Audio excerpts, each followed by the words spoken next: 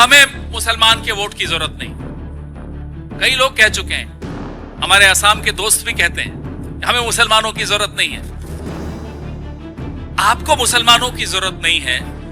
मुसलमान देखता है कि और कौन कौन सी पार्टी लड़ रही है साहब। चलो बीजेपी को तो हमारी जरूरत है नहीं, बदरुद्दीन अजमल की पार्टी लड़ रही है, ओवैसी साहब की पार्टी लड़ रही है, और एक राष्ट्रीय स्तर की सेक्युलर पार्टी लड़ रही है। मुसलमान ने बीजेपी को मना किया, ठुकराया, बीजेपी ने भी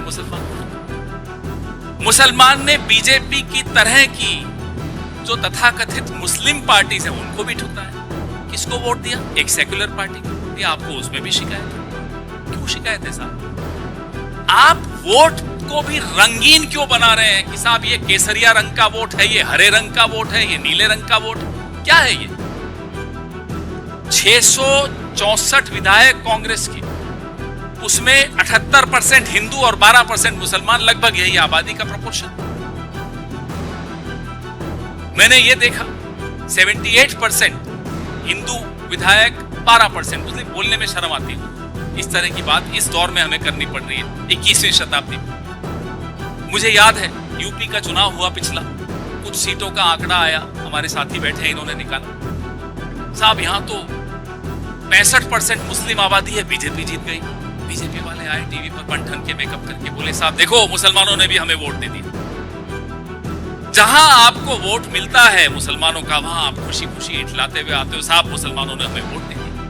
जहां आप खुद कहते हो हमें मुसलमानों का वोट नहीं चाहिए, वहां आप कहते हो देखो देखो कांग्रेस को वोट दे दिया मुसलमान। इस संविधान की भाषा है क्या? इस तरह की राजनीतिक संस्कृति बाबा साहब अंबेडकर के संविधान में उसकी अनुमति है?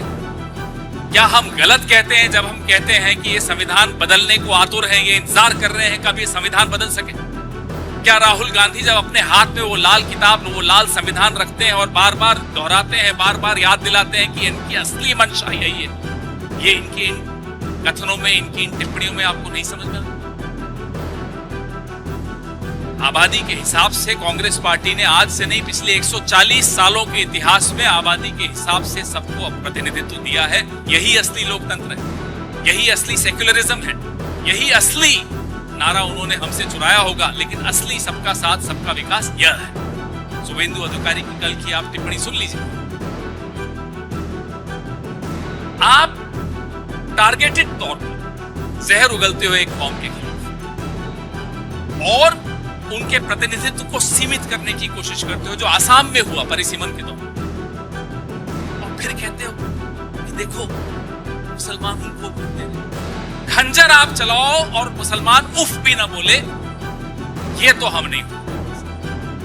बात मुसलमान की नहीं है, बात दलितों की भी है, बात आदिवासियों की भी है, बात मजलूमों की है, गरीबों की है, बात महिलाओं की है, बात उन तमाम कमजोर तबकों की है जिनको आप जानबूझकर और कमजोर करना चाहते हो। हम उन्हें कमजोर नहीं होने, तो हिंदू हो या मुसलमान हो, ईसाई हो या पारसी हो, दलित हो या आदिवासी, बुद्धिस्ट हो, कोई हो, हम नहीं होने देंगे कमजोर। 140 साल का हमारा इतिहास है, हम कमजोरों के साथ खड़े हैं। उनका धर्म नहीं देखते, उनकी जाति नहीं देखते, हम खड़े रहेंगे उनके साथ, और हमें गर्व है इस बात।